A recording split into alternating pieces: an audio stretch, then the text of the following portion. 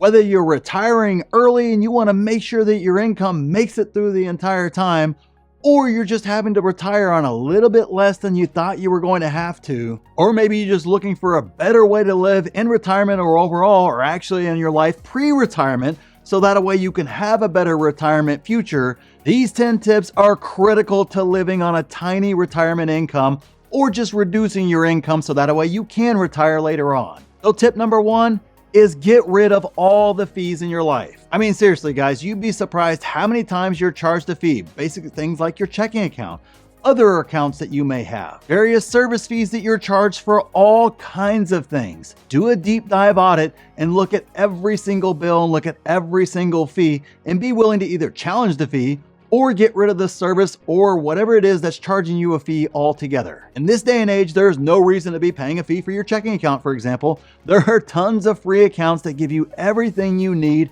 without ever having to pay a fee. Look for those fees, find those fees, hunt them down, and get rid of them. Tip number 2 is to buy in bulk when it actually saves you money. I agree, sometimes they kind of trick you where the bulk is actually more than the smaller amount, but in general, when you're able to buy in bulk, you are able to make some significant savings. Heck, I buy in bulk on toilet paper because I use the same toilet paper and it doesn't go bad. So there's no reason why I need to buy just a 4-packet. I might as well get the giant packet. Even if I don't use it over the course of the entire year, I'm still saving money overall. And when you're on a tiny budget or a tiny retirement income, you gotta look for savings in every single place that you can. And tip number 3 is to plan your buys around Black Friday and other major sales events. Look, the vast majority of people do not buy things based upon a plan. They buy them whenever they need them or whenever they feel the need or the want to have those sort of things instead of planning out in advance. Sure, you may not need that new whatever the heck you're gonna buy until March, but I can guarantee you the price is probably gonna be better around Black Friday than it's going to be whenever you go and buy it in March. Looking ahead and seeing what you're going to need and then executing buys on what you need during a time like Black Friday or 4th of July sale or whenever that particular item goes on sale and is at its lowest price will save you a lot of money. And tip number 4 is cancel your cable or your streaming service or both if you can. In today's day and age, there is absolutely no reason to have cable and then also have 3 or 4 streaming services, especially if you're on a very limited income. Now, of course, it's best if you don't have any of those and you actually get outside and do something else, but I understand sometimes you need that form of entertainment inside, so cut it down to maybe just a Netflix subscription or maybe just a Disney Plus or, maybe HBO Max. Try to pick one, but definitely don't have cable and 3 or 4 other subscriptions as well. If you're watching that much TV and consuming that much online, 1, you probably need to get outside more, and 2, consider using YouTube or something like that where the content is free so that way you don't have to spend that money on a lot of content that honestly you probably aren't enjoying and probably isn't that great anyways. And tip number 5 is to stop your bad habits. Look, if you smoke, the average smoker spends $300+ a month on cigarettes, and that number's not going to get better. That number is only going to get higher and higher as more and more states continue to tax it more and more and more. So that is $300 a month coming out that you can put right back into your budget. Oh, and by the way, it also makes you a lot healthier.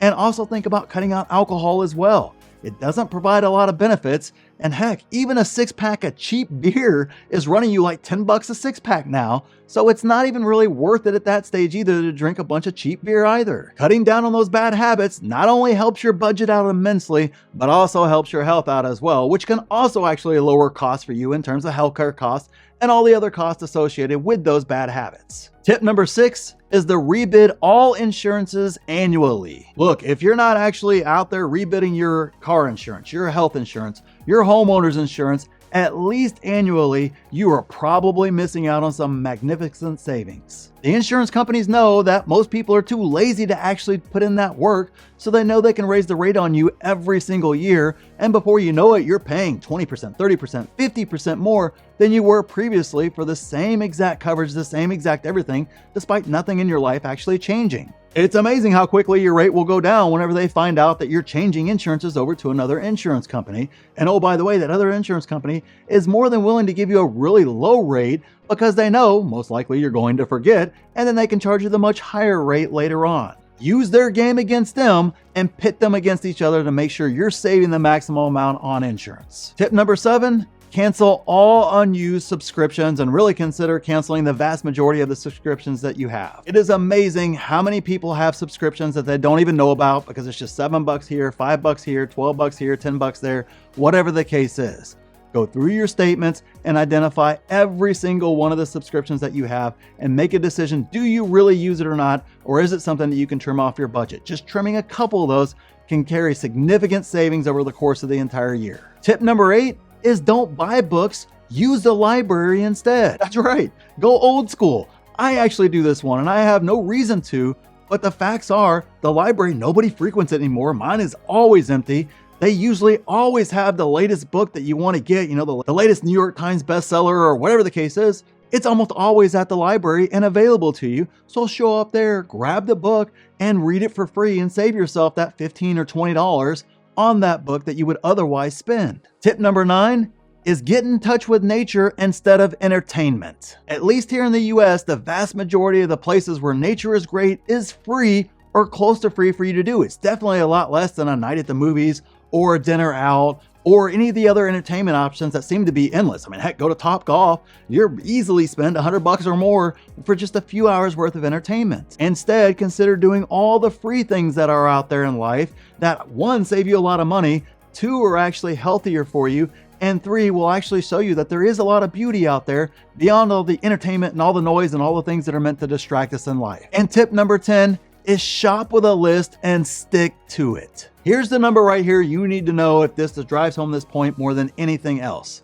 1/3 of all the food that you buy statistically is going to get thrown away on average. So that means every single time you go to the grocery store and you spend $100 per se, you are literally putting $33 into the trash, which over the course of a month, if you go weekly and you spend $100 weekly, I know some people's grocery bills are more or less, just adjust the numbers for yourself.